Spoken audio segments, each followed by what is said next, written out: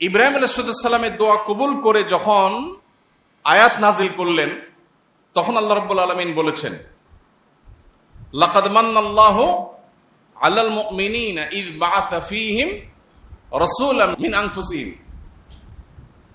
ইয়াতলু আলাইহিম আয়াতি ওয়া ইউযাক্কিহিম ওয়া ইউআল্লিমুহুমুল কিতাবা ওয়াল হিকমা। এখানে ইব্রাহিম আলাইহিস সালাম যখন দোয়া করেছেন, তখন তিনি বলেছেন, আল্লাহ আমার বংশধরদের মধ্যে এমন রাসূল প্রেরণ করেন যে রাসূল আপনার আয়াত মানুষকে পাঠ করে শোনাবে, যে রাসূল মানুষকে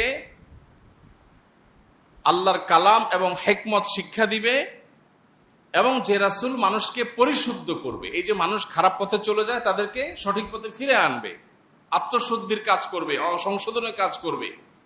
এখানে ইব্রাহিম আলাইহিস সালাম সিরিয়াল করতে গিয়ে 1 নম্বরে এনেছেন আল্লাহর আয়াত তেলাওয়াত করা, 2 নম্বরে এনেছেন মানুষকে কোরআন এবং সুন্নাহ বা হিকমার তালিম দেওয়া, আর 3 নম্বরে এনেছেন তাজকিয়া বা পরিশুদ্ধ করা মানুষকে।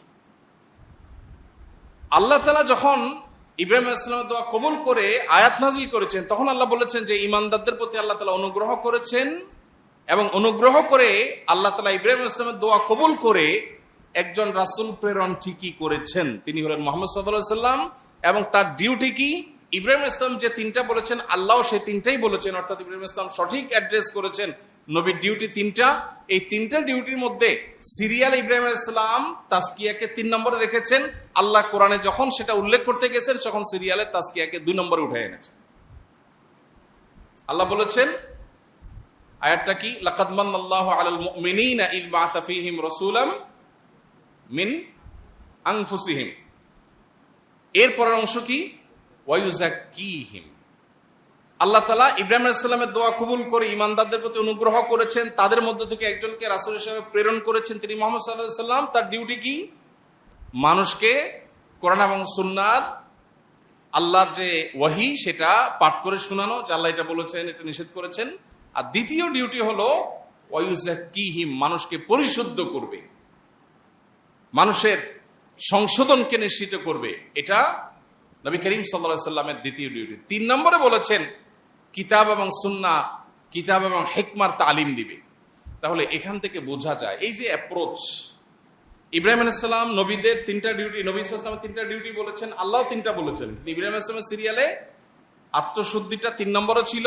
আল্লাহ যখন উল্লেখ করেছেন সেটার, তখন উল্লেখ করতে গিয়ে ওইটাকে সিরিয়ালে এনেছেন কত নম্বরে? 2 নম্বরে। তার মানে উঠে এনেছেন একটা ধাপ। এখান থেকে বোঝা গেল একজন মুসলমানের কাছে বা আল্লাহর দৃষ্টিতে নিজেকে পরিশুদ্ধ করার গুরুত্ব অপরিসীম। ভাইরা আমার, কোরআনে কারিমে আল্লাহ তাআলা বিভিন্ন জায়গায় শপথ করেছেন, আপনারা জানেন। আল্লাহ অনেক জায়গায় শপথ করে অনেক কথা বলেছেন না? শপথ মানুষ কেন করে, বা আমরা শপথ করি কেন?